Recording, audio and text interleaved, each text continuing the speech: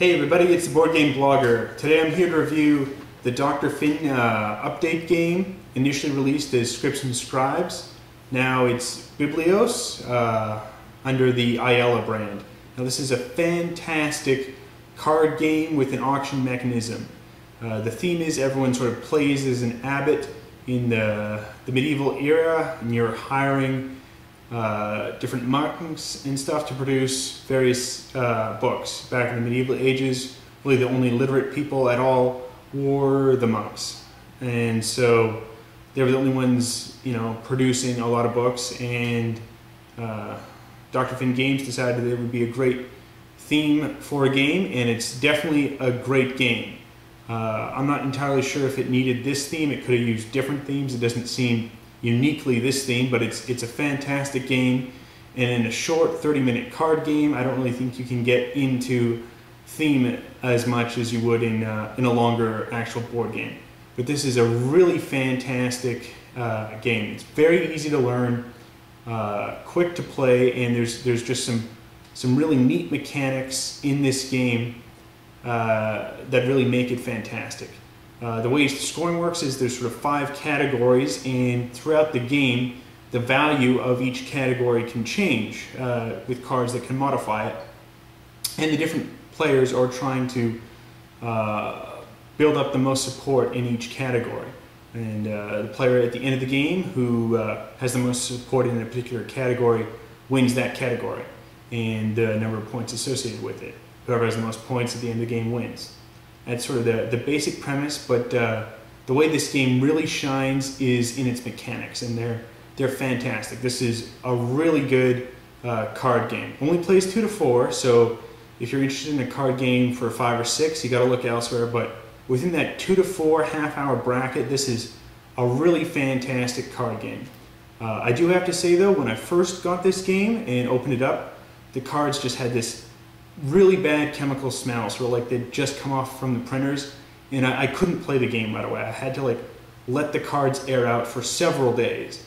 So I don't know if that was just, you know, my copy, if it's affecting other copies, but I just want to put that out there. I found after airing it out for a couple of days, it's fine. You know, it's definitely playable. I'm not driven off by the smell, but initially I couldn't. I had to let the game air out for a couple of days. So just want to put that knowledge out there. But it's a fantastic card game. But I'm sure you're all ready to take a look at how it plays. So let's do that. Okay, so now here's the board on startup. As you see, there's the 5 different categories, and the point value is 3 for each. There's the main sort of playing card deck. It's, you know, nice cards beside for the initial smell. They're you know, good quality cards. And when you're playing the game, depending if you're playing with 2 to 4 players, you remove a certain number of cards from the deck. And it varies depending on the number of players.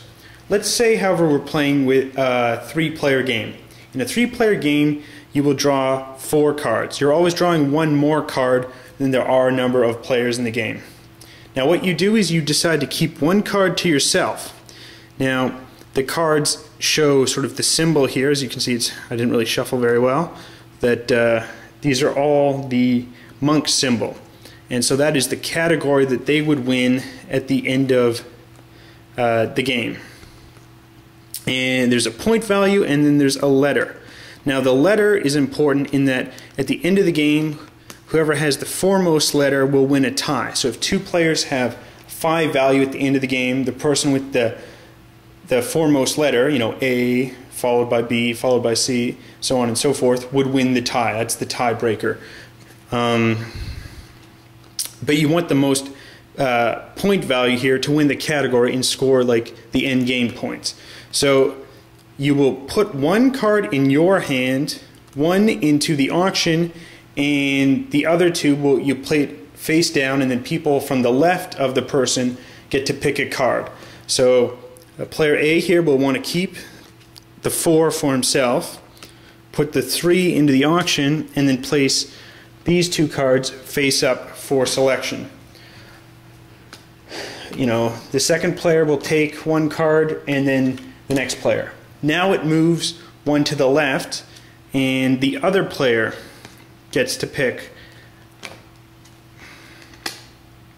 4 cards. Okay, so now we have 2 in the pigments, and this is important. It's a +1, -1 for the dice. So whoever takes this, when it's taken, it goes in effect immediately, and you change the dice. One of them would go up 1 to a 4, and one would go down 1 to 2.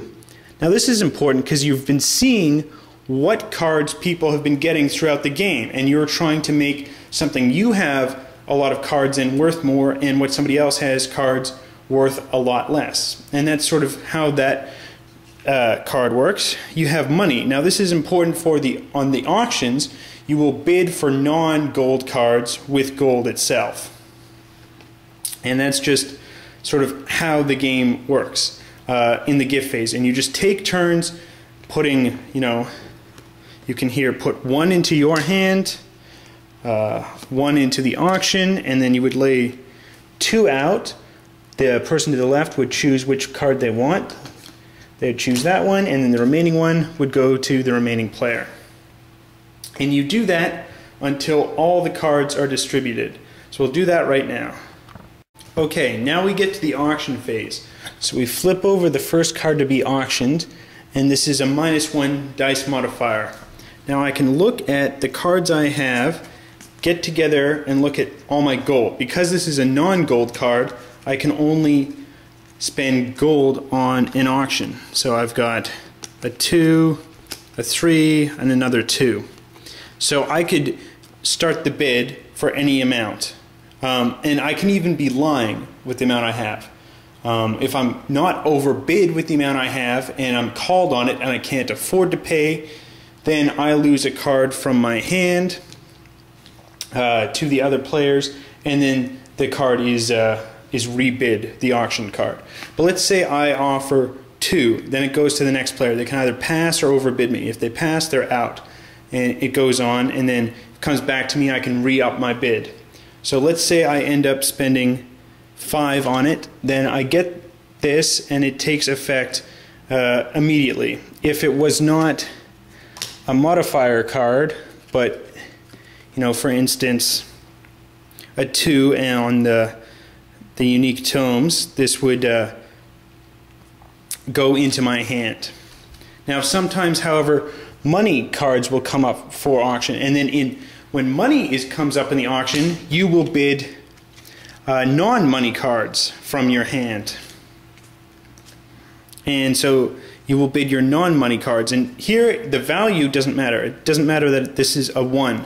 Rather, it's the number of cards you bid.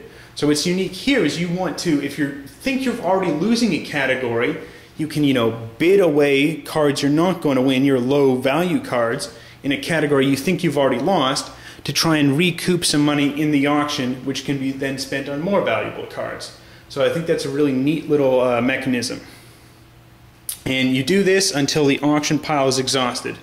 Once the auction is exhausted, the game's at the end, you just go in the scoring phase, and you add up all the point values for each of the 5 categories. Whoever has the most at the end of the game wins. Let's say, however, one player won these 2, another player won this, and another player won this. So it's tied. 2 players both have 6. Then it goes to whoever has the most gold in hand. So if there's a tie in point value, if the player who won this one has 3 gold, the other player has 0, then the player who won just the 1 category, but the most valuable category for the tie, and then retain the most gold would win. So it's a really neat game. It's a very neat auction in which you're first distributing the cards. Some of the cards have public knowledge of what people are picking up, but then the 1 card people are putting away to themselves on the gift phase when they start the gift phase is hidden. So there's neat mechanisms in there. I think there's a good amount of both private and public knowledge to inform the auction and try and read the other players and make valuable choices. It's a really great game, and yeah, I think if you like card games at all. If you like an auction mechanism at all, it's a great game. Good player interaction, good reading of the other players on what they're doing. Your actions can definitely affect them. It's a great, fantastic game. I would really highly recommend it. The only negative is, again, you had to air out the cards for a little bit, but that was sort of minor, and it passes in a couple of days or two, and then you're left with a very fantastic quality game. Cards are good quality, and the game the mechanics are fantastic.